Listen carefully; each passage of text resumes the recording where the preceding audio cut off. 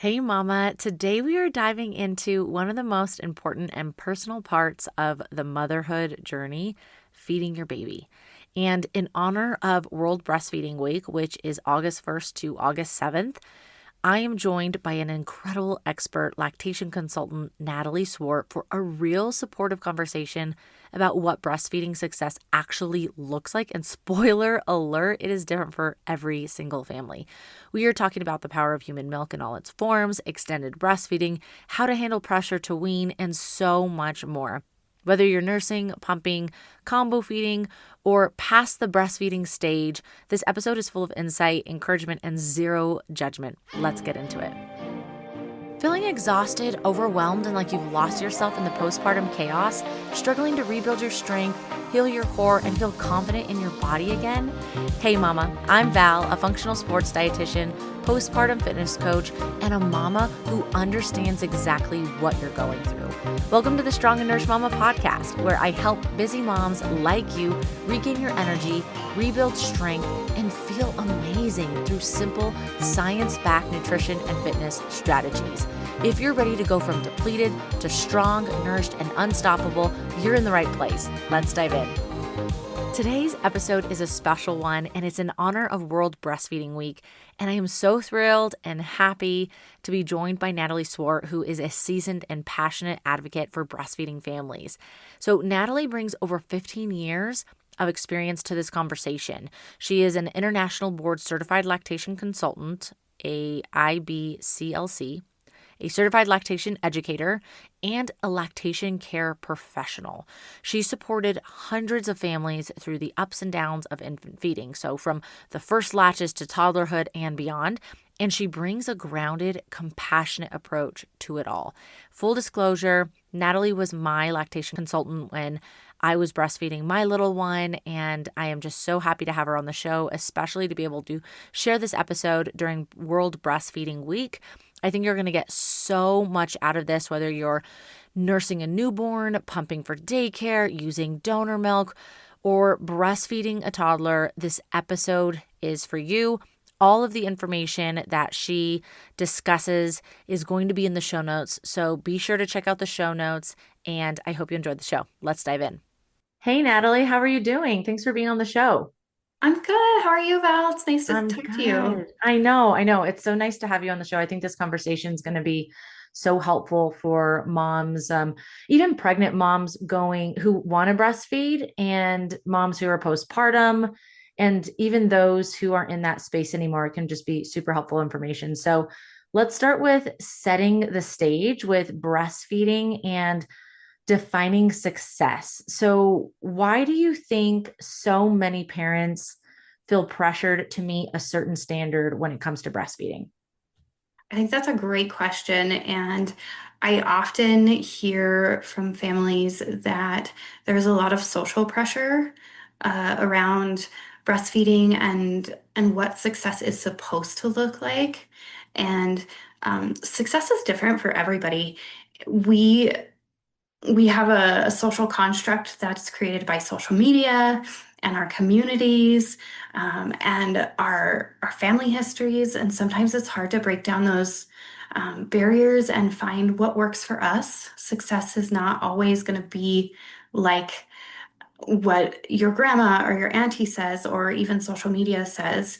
Sometimes success is really defined by what your personal needs are and where you are most comfortable.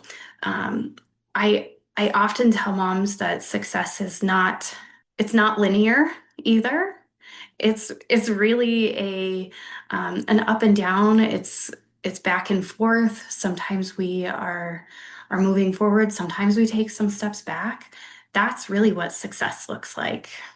I agree because some that pressure from social media, or even if it's just the pressure you put on yourself, like, okay, I want to try and breastfeed for a year.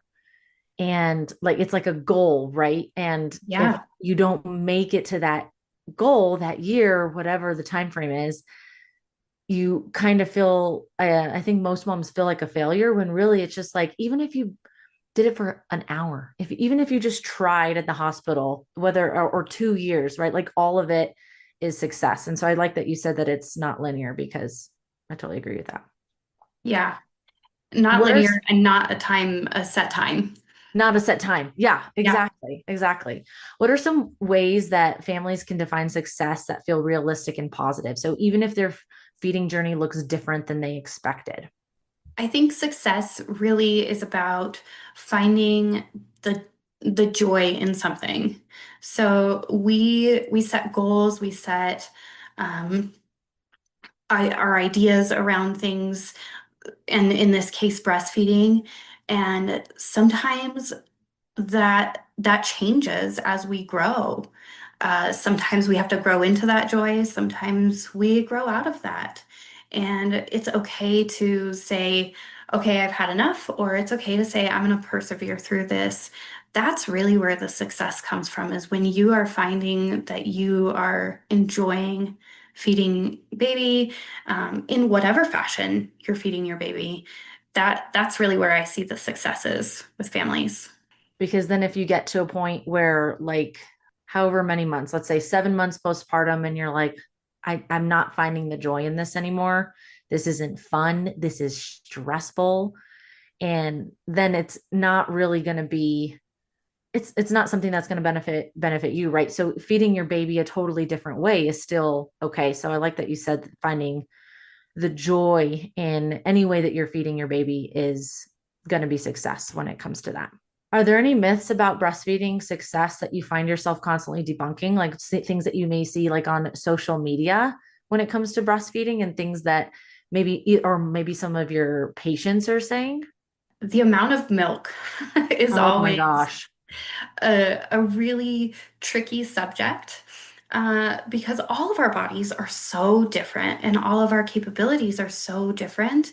And it's really hard when you're comparing to that exclusive pumping mama who has an oversupply, who's pumping, 60 ounces of milk a day, and then you're over here pumping 6 ounces of milk in a day. And there's a really wide breadth of how much milk people can make. And I think it's really important um, to recognize that we're all coming from a slightly different place. We're all in this journey together, but if we have to keep comparing, um, we're going to always perceive that we don't have enough or we have too much. And that's something that I have to talk about pretty frequently, is the amount of milk that moms make, and realistically what babies need. That's a good point because I was talking to a friend, and I think she mentioned something that she saw on social media about, or send it to me. And this mom was pumping and was producing a lot of milk. And she's like, I'm nowhere near that. Like, oh my gosh, like, do I suck? Am I a failure? Like, what's going on? And when we get into that comparison game, that can be pretty damaging and obviously take away from your experience. And I think the fact that really paying attention to like how different we are. And I would imagine the different, is it the same like with the same person? So different pregnancies. So not only different people, but the milk you produce with different pregnancies, or is it kind of the same for you? No, that can change too. So Okay. even Wow. self-comparison happens for families who have subsequent children. That can be a challenge if, say, a mom is struggling with no supply with the first baby, and then suddenly has milk for the second baby, and there can be some barriers around how that plays out in feeding, because it's so different, and what you're able to offer one baby versus the other can be challenging. So, as far as myths go, there's not one set number of ounces of milk we should be making a day. That's the myth that we're going to bust today. I like it. I like it. Yeah. There's not one set of amount of milk that, and it's going to change every day too, right? Depending Yes. on your activity, your stress, what's going on with your body, hormones. So I think if you're listening and that's something that you're constantly thinking about, or maybe seeing on social media or hearing from other people about how much milk they're producing, trying not to get into that comparison trap and giving yourself grace and knowing like, hey, we're all starting from a different place. I'm feeding my baby as best as I can and I'm enjoying it. And that is what success is. I like that. Right. Yeah. What about partners? How can partners play a role, a supportive role, when it comes to being successful, but also being able to provide for your baby? So if I just had a baby and I want to breastfeed, that's a lot from experience, as you know, like that is a lot physically and mentally. So how can partners help out mamas when it comes to that? That is a great question, and actually one of my favorite questions that I get. I love to talk about how partners can support one another because it's not simply enough to be the feeding parent. You are also expected to care for yourself. So having that person to stand by and whether it's rub your shoulders or bring you a glass of water or get you a heating pad, any of those things that could be helpful. Small kindnesses are really what I encourage partners to do. They don't seem really big, they don't seem significant. Maybe they seem kind of trivial at times, but those little things they add up, especially uh, as a mom myself, you're a mom too, so um, I really liked it when I just got a fresh glass of water. Like, Oh my gosh. Yeah, when you would go to your water bottles filled. Oh, yes, yeah. it's Like like the one less smallest, I thing. think, yeah, Yeah. I think you're so right. It's the smallest little things, right? It could be as small as filling up the water bottles, of course, washing parts, or while you're putting baby to bed, maybe partner is organizing the milk and putting it in the freezer or Yeah. making the bed. Like it could be the smallest little things that we may not notice, but we also, it's just like this extra pressure that's taken off of you because then sometimes as a mom, you feel like, okay, I'm feeding, I have to do everything. Maybe that's pressure we Mhm. put on ourselves. I have to feed my baby and then I have to pump and then I have to store it and then I have to do this and this. And then like that just increases stress, which is probably going to have an impact on our milk supply. So I like that you said having the partners just kind of doing the smallest things to help out the mom who is pumping, who is breastfeeding is going to make the biggest difference. I like the shoulder rub idea too. That's nice. Yes. That's actually a really great little tip for families who are trying to get a letdown going, Mhm. getting that milk flow, especially for pumping parents. They can get a little shoulder rub and it'll help stimulate that letdown. So, Does fun that little tip. have an impact with the relaxation and the oxytocin? Yeah, it Yeah, does. that's so Yeah, cool. yeah. That's awesome. Yeah, Um, because I remember like when I went back to work and I would come home, whether it was like I was trying to feed her when I got home, my baby when I got home, or like before bed, it took longer because I was so go, go, go all day for the yeah, letdown to come. And so when I did have like more help, whatever it was, right, the smallest thing, then it was easier for me to have that letdown. So that's awesome. yeah. Yeah, it's those little things that show love, that burst of oxytocin that we get. That's Yeah. really where we're finding the help. So those little things matter. Keep doing them. Yes, they matter.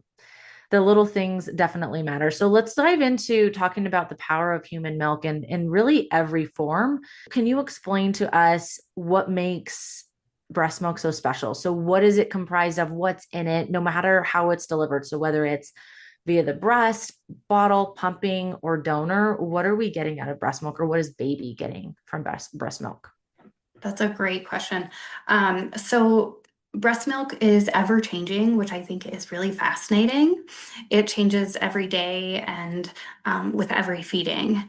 And um, breast milk is comprised of protein, fat, carbs, vitamins, minerals, and antibodies, right? So we're giving our babies not only nutrition, but we're also giving them an immunity to the world around us. So one of the things that I find that's really cool about breast milk is that we have these bioactive factors in our breast milk or white blood cells that help fight infection. So even though your baby doesn't necessarily have their own immune system established yet, your body is already making immunities to those environmental factors that may cause illness, and you're transferring that to your baby. So that's a really important thing, especially when we consider how breast milk can be delivered. You mentioned like donor milk and bottled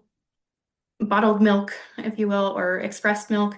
Um, we're still giving that to our babies because we're still coming in contact with them and we're still giving them that protection. When we're getting donor milk, for instance, we are giving babies who are typically at a higher risk of illness that donor milk, right? Because maybe they're premature, maybe their birthing parent isn't present. Those babies are especially in need of these nutritional and immune factors. So those are some of the cool things that I like about breast milk. So we also see that breast milk can reduce illness in babies and moms long term. So when we breastfeed, the longer we breastfeed our babies, the more protection they receive. So we're looking at things like ear infections, reduced risk of SIDS, respiratory infections. For mamas, it's going to be things like ovarian cancer, breast cancer, various types of childhood cancers are reduced. So there's big benefit to breastfeeding and offering that human milk regardless of where you are or where baby is in that receipt. So I think that if we can give babies any amount of human milk, we're doing them a service. That's super cool. All of the benefits that you're getting from human milk, from the antibodies, the protein, the fat, the microbes for their Yeah. microbiome. And you said that it changes. So how does the milk change, let's say from infancy to, let's say like within the first 3 months of having your baby to like a year? How does the nutrient composition change? Is it like a less amount of decreased fat, increased carbs? Or how does that change over time? Do you know? Yeah, that's a great question. Breast milk in the early days is going to be colostrum. So we're giving baby kind of a concentrated dose of all of those immune properties without the volume. Our babies are learning to feed early on, so big volumes aren't as necessary. So it's not going to have quite the same amount of water content. And as babies grow in the first few months, that increases. And then you have the carbohydrates and proteins and fats and vitamins. They all vary actually a lot throughout the early days. But the carbohydrates tend to increase over time, depending on how long you feed your baby, whether that's, let's say, 7 months or 2 years. It will vary a little bit. Okay, that makes sense. You mentioned colostrum. What are your thoughts on, side note, of the colostrum supplements in the market right now? Ooh, um, I don't have a lot of information about them in terms of like exactly how they work. I haven't spent a lot of time on that, so I'll be honest, I don't have a really great answer for you Yeah. there. I Um, haven't spent a lot of time looking at it either. I'm interested to, I probably should, but it's just something I'm Agreed. seeing a lot of, whether, on social media or even some of the brands that I really like, they're like, here, take this colostrum supplement. And it's like, oh, okay. And I mean to like look into it and look at the research and then like I forget or I get distracted, but it doesn't, I guess, make sense, especially like you said at the beginning of after you have your baby and when you're starting to feed, your baby doesn't need the volume because they're learning to feed. Their tummies are so small, but they're Mhm. out of that little bit of colostrum, they're getting those antibodies, they're getting immune properties to support everything. So I would imagine that those supplements are playing a similar role in supporting the immune system. But yeah, we'll have to look into it and see. Yeah, we'll have to come back to that on Yeah. another podcast because Yeah, I think definitely. it's something that I've been aware of in on the market, but I'm not as versed in it as I would like to be. So Yeah. we'll come back to Yeah, we'll that. come back to it. Yeah, great idea. So when you mentioned donor milk, and can you explain to me, to the listener, a little bit about how donor milk works? So when is it used? You said in some instances it can be used if you have if baby is premature, maybe Mhm. if there's an illness going on, or if a parent isn't present. But how does it work? Like if a mom wanted to donate milk, or how families can access it? Let's talk about that. Okay. So donor milk is used like a medicine because milk is medicine, and we treat it that way, especially in a clinical setting, such as a NICU or an ICU setting. And babies have to meet a certain set of criterion to receive donor milk in the hospital uh, or in a birthing center.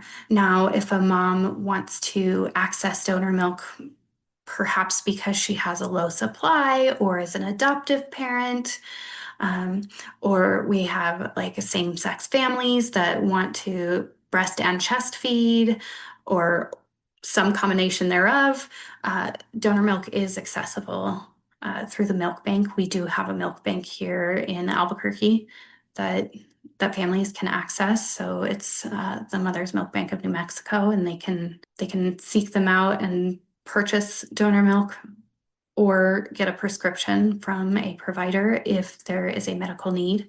So depending on the situation, it may vary as to how they can receive that milk and how it is covered. And then if a mom wanted to donate, so let's say it was a mom who had an oversupply and or just, wanted to donate it, there's a specific criteria that that mom has to meet. And does she have to go through different testing too?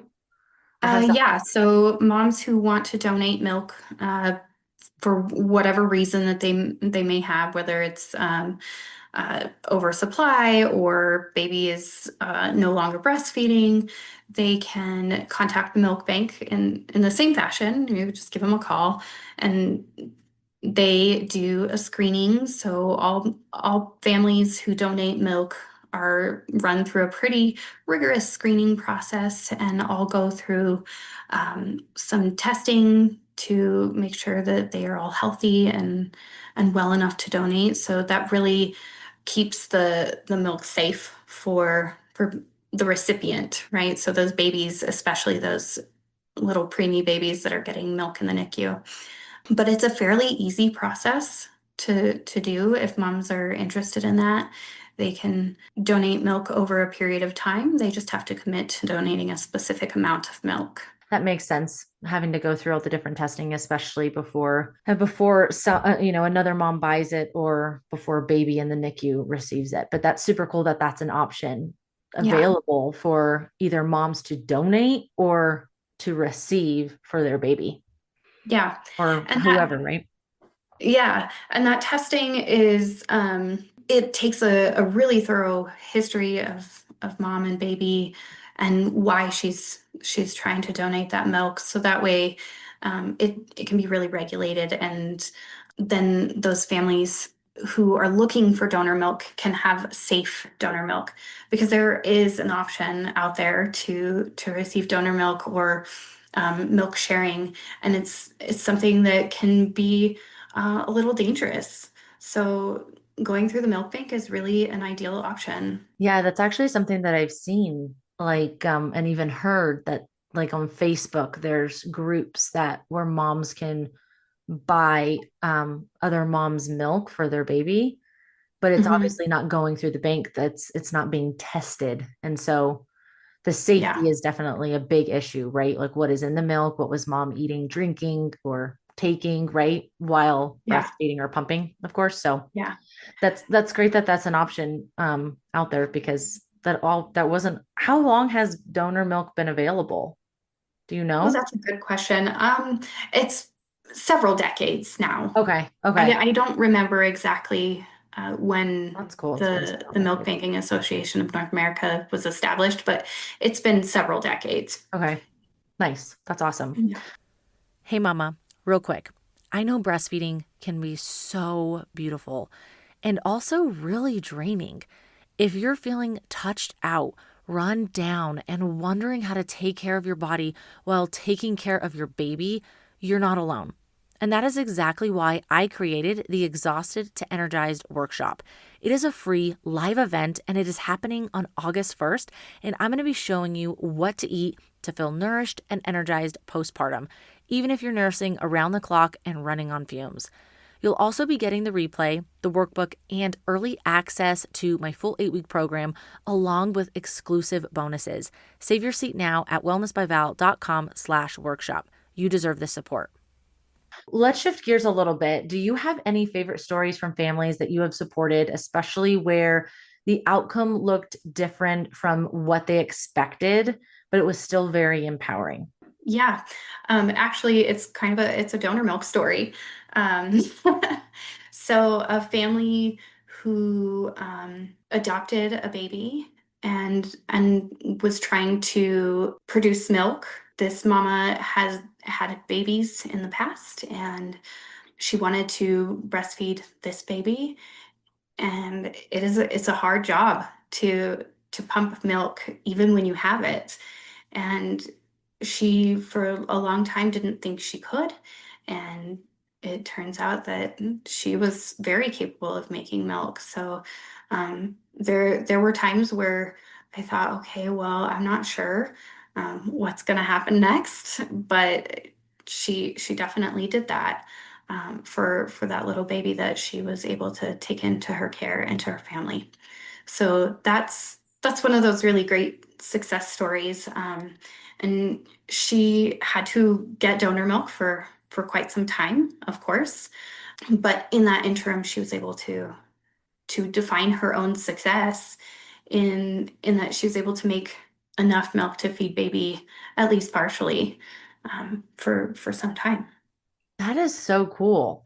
Yeah, So you're saying she had babies of her own and then she adopted a babe and she was still able to produce milk to feed that baby up in addition to getting the donor milk. correct. That is so cool. The body is fascinating. And I Yeah. wonder if that's like the connection, of course, like the oxytocin and the love that you have for that baby, but Hmm. also your body, is it also because your body did it in the past and it remembers too? Yeah. Okay. Yeah. So for parents who are in a similar situation but maybe have not had previous children, lactation is still possible, but it is definitely more challenging. That's a really cool story and very empowering. That's amazing. What is something that you have changed your mind about over several years in this field? So, first, how long have you been a lactation consultant? I've been an IBCLC since 2018, and I've Okay. been working in my field since 2010. So I've been a Okay. lactation counselor since 2010, and then an IBCLC since 2018. So, over that time, has anything changed in terms of how you're practicing or maybe opinions about things or anything like that when it comes to breastfeeding and pumping? Yeah, actually, it's been hard because I was, and I still am, a very big advocate of breast milk. And in the beginning, I was very against the use of formula. And now I've shifted that just a little bit. Um, I still think that breast milk has all of the powers that it does that we talked about, but it also is not always available for some. And sometimes we have to look at things a little bit differently. Sometimes experiences change our minds about things. So I definitely believe that feeding our babies and nurturing our babies is part of the breastfeeding experience. And sometimes that requires the use of formula. So I'm not against it, but I would say as a mom who exclusively breastfed, it was a hard shift for me. But I want to acknowledge that was my own bias in my field, and I now see that there are benefits to alternative feeding if it is necessary. Um, but it is now my job, and like my passion to make sure that families are able to get um, as much success out of their journey as possible with breastfeeding and giving them human milk.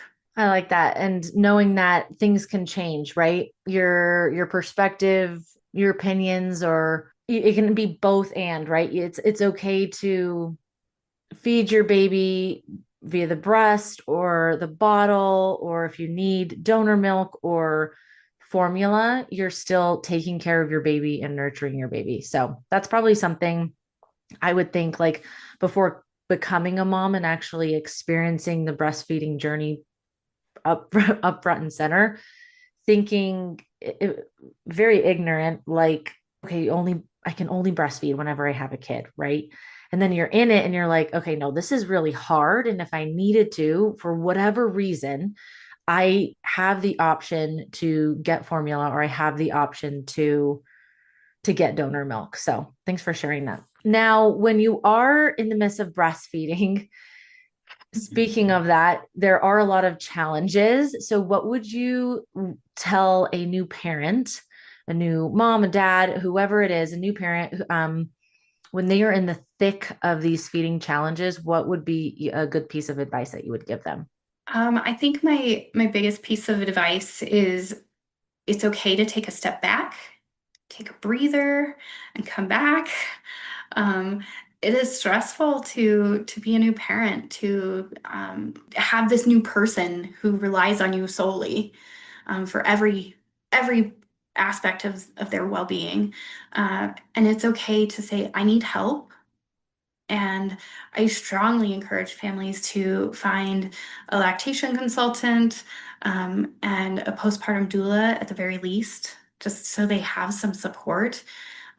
Because sometimes we don't even know we have questions, right? And if we can take a step back and say, something about this doesn't feel right, and I want to explore that because I want to get better at it, or I want to overcome this barrier.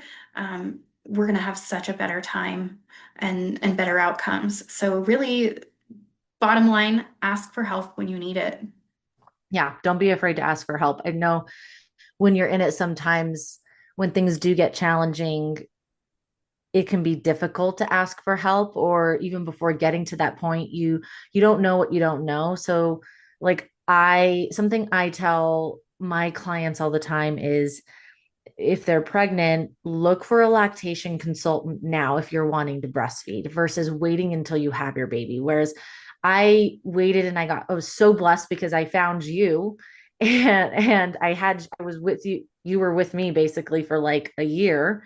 But like the stress of like having a new baby, learning how to feed your baby and do everything else in addition to like, oh my gosh, I need the help. I need to find someone can just be super stressful. So I think that's a good piece of advice, being able to take a step back and not be afraid to ask for help. And that can look different for everyone, but especially when it comes to breastfeeding.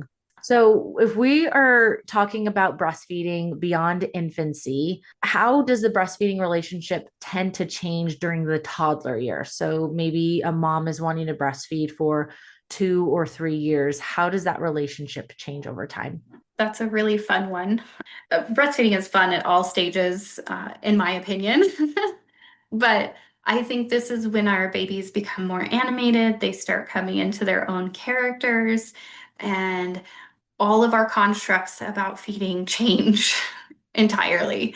So we are In the early days, we're pretty regimented about feeding. We know we have to feed them every couple to every few hours. They eat 8 times, they're pretty consistent. Um, and then all of a sudden, they want to go play when they're 15 months old and they say, "Oh, I'm ready to crawl off. I'm ready to walk away and go read a book." And they need to come back for a little snack. Um, and so breastfeeding isn't the same in terms of like experience. A lot of those early feeding days are lots of snuggle time and lots of calm, easygoing moments. And as as they become toddlers, they're very busy. They're taking in a lot of information about their world, so they're coming in for a quick snack and then they're out again. So feeding can be very brief. It can feel like they're not eating enough. Toddlers are challenging when we're trying to feed them table food, let alone breastfeed them, because they start to find that they have opinions about food. And breastfeeding is kind of similar in that way. They may want to stick around and snuggle for a while, but a lot of the times it's just going to be brief and think, "Oh, I don't think I actually gave them anything." But surprisingly, they're very efficient. They're still eating quite a bit of milk at that point. That's interesting. Yeah. Cause then that, at least for me, I would stress about that because my daughter would get very, as you know, she'd get very distracted and want to go do things and would just start like babbling, which is like super cute. But then you're like, okay, but I have to feed you. And you're like, did I feed you enough? Are you going to be okay? Are you going to eat enough table food? Do I need it? So yeah, it is kind of a lot. So just knowing that whatever you give your toddler, they'll come back if they need more. Absolutely. Okay. And that's the cool thing about being a toddler is they can tell you, "I want more milk." Yeah. More. Yeah, more. They come ask Yeah. for milk, whatever it is that they Yeah. do, sign for it, and you can respond to that as many times as they need. And Okay. they know when they're thirsty, they know when they're hungry. It's not in our instinct to starve ourselves, so they'll come back. Trusting them, Yes. trusting them with that. What are some of the unexpected benefits that you have seen when families continue breastfeeding past 1 year? I think a lot of recommendations that I have seen, the benefits, of course, with 1 year, but are there any unexpected benefits that you have seen with families doing it more than a year?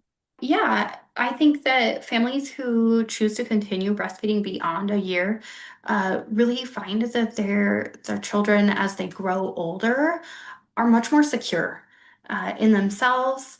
They feel safe. They feel loved. They know their parents are there and available to them.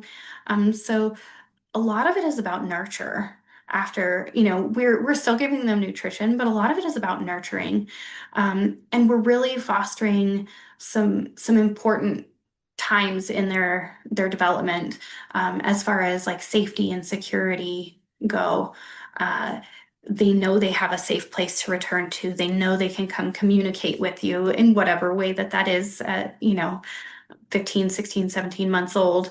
They're they know that that's their safe place. And as babies grow, they're more independent, which sounds kind of opposite, kind of the converse of what we're looking for, right? We want to snuggle them and keep them close, but we also want them to go out into the world feeling confident and comfortable in themselves.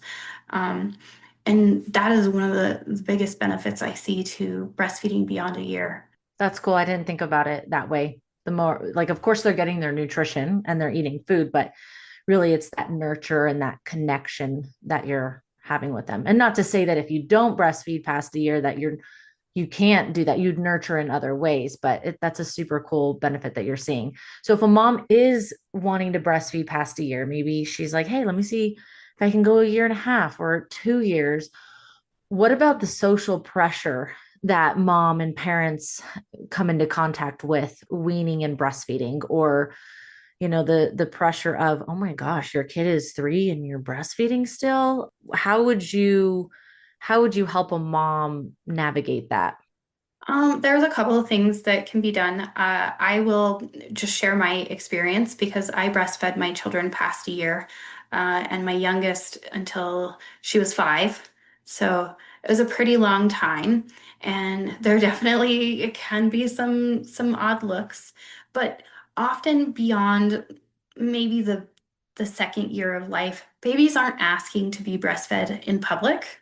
So that's one thing that most most babies are not doing. And if they are, they're much more discreet about it. They'll just come and snuggle up against you and nurse. And as I mentioned, it's pretty brief. But if they are, and there's that social stigma that comes up, and you get looks or comments, it's quite easy to say nothing, nothing at all. Um, and I often try to encourage parents not to engage because it's so much simpler. It's less stress for you to just turn around and, move on with your day. But when somebody's hounding you, you sometimes have to respond. And it's okay to say, this is what I'm doing for my baby, and this is what works for me and my baby. And this is very personal. I would encourage them to speak up and just state that. In the state of New Mexico, we have laws that protect us for breastfeeding. So babies can be breastfed anywhere that we're allowed to be. So as long as we're allowed in that space, restaurant, grocery store, we can feed our babies there. And there's no age limit on that. So feed your baby wherever you feel that you would like to, or wherever they're asking. At the end of the day, those people who are not as supportive as we would like them to be about breastfeeding our babies long term, they're probably going to forget that you even breastfed the baby that long at some point. And I Yeah. can say that from experience. They just they don't even remember. Yeah. That's Yeah. good advice because it is easy. It's, I think just focusing on you. So I breastfed my daughter, I think for like 12 and a half, 13 months. But I would imagine if someone was looking at me, it's easier just to ignore it. But if they were to continue hounding, like, hey, this is my baby. This is what I am doing what is best for my baby. And like you said, it's personal and let's leave it at that. Then you don't know the person. So who cares? Who cares what they Yeah. think? But I know it can be a lot of pressure on moms. And I think that's super cool that there's a law that we can feed our babies anywhere at any age. Because even, I've talked to some friends and some clients where they're breastfeeding their baby, or they're maybe it's just the pressure or maybe the things that they're thinking about themselves. Like, is it okay to feed my baby in public or on the plane or with this? Is someone going to say something? Or maybe someone does, but it's really cool that there's a law to actually protect that. It's I didn't know that that was a thing. So for a mom listening today who feels overwhelmed, what is one encouraging message that you would want her to hear? I would probably tell her, you can do this. You can do Awesome. this. Not every day is easy, and not every day is going to be perfect. But every day when you lay your head on the pillow, everything that you've done is a success because you've made it to the end of the day. And tomorrow's a new day, and you can do it then too. Yeah, day by Yeah. day, and you did it. Yeah. Yeah, and it Sometimes goes it's a by day so by fast. day. Yeah, it really is, especially, I mean, through all the stages, it's a day by day thing, but Hmm. it goes by fast too. So, like, I just saw a video on Instagram of a mom. She was sharing how, waking up at 2 a.m., 3 a.m. to feed her baby. And like in that moment, it's like, oh my gosh, I'm tired, I'm exhausted. But like looking back, or if I even like look back on pictures or just like a memory, I'm like, oh my gosh, like it went by like that. And I miss those crazy crazy moments because when you're in it, it feels like it's, oh my gosh, I can't get through this, but you can, like you said, you can do it. And it goes by fast and just enjoying those moments as best as you can. So I'm so excited for this conversation. Thank you for being here. Can you share with the listeners how they can connect with you, find you, learn more, or work with you if possible, if they're needing some lactation support? Yeah, absolutely. Listeners can find me on Instagram at enchantlcnm, and they can find my website at enchantmentlactation.com. My phone number is 505-600-1050. And I'm available at my Corrales location, which is located right in the heart of Corrales in the Territorial Plaza at 3949 Corrales Road. And I also have an office at the Village Motherhood Company, and I don't know the address here. Huh. That's I'm okay. still new I'll put it in here. the show notes. I'll put it in the Okay, show notes great. for sure. That's Um, awesome. I have not yet memorized that one, so we can we can go to the show notes for that. Yeah. But I'm available for in-person or virtual visits pretty much most days of the year. Awesome. Nice. Yeah, Now, how does it work with virtual visits? Do they have to be within the same state or can they be in a different state? Or how does they that can work? be anywhere. Oh, cool. Yeah, Nice. So if so you're listening to anywhere in the this, world, actually. oh my gosh. So if you're listening to this and you want to connect with Natalie, then reach out to her on social media, email, website. All her information is going to be in the show notes. She gave you her phone number and you can even connect with her virtually. So that's a really, really great resource. Thanks. Yeah, absolutely. Thanks for having me. Yeah, I'm so happy. This conversation was amazing. And I'm so happy that you were able to be here. Thank you so much, Natalie. Of course. I hope this conversation reminded you that there is no one size fits all when it comes to breastfeeding and that you're doing an amazing job, mama. Remember that. You are awesome. You're doing amazing no matter what your feeding journey looks like. Thank you so much to Natalie for sharing her wisdom, warmth, and real talk on how we can better support families through every season of infant and toddler feeding. If this episode resonated with you, please take a moment to subscribe, leave a review, or share it with a mom friend who needs a reminder that success is what feels right for you. Sharing this and leaving reviews truly helps grow the show and get it into the hands of moms who need this information. You can connect with Natalie through the links in the show notes, and don't forget to check out more support and resources at wellnessbyval.com. Until next time, stay strong and nourished. Hey mama, I hope you loved today's episode. If it resonated with you, would you please take 30 seconds to share it with another mom, a mom who's looking to make healthy eating and exercise easier? Because we need that. And if you haven't yet, I would be so grateful if you could leave a quick review on Apple Podcasts. It truly means the world to me and helps the show reach more amazing moms like you. All right, time to chase my toddler around. Stay strong and nourished, and I will be back on Monday with another episode. Talk soon.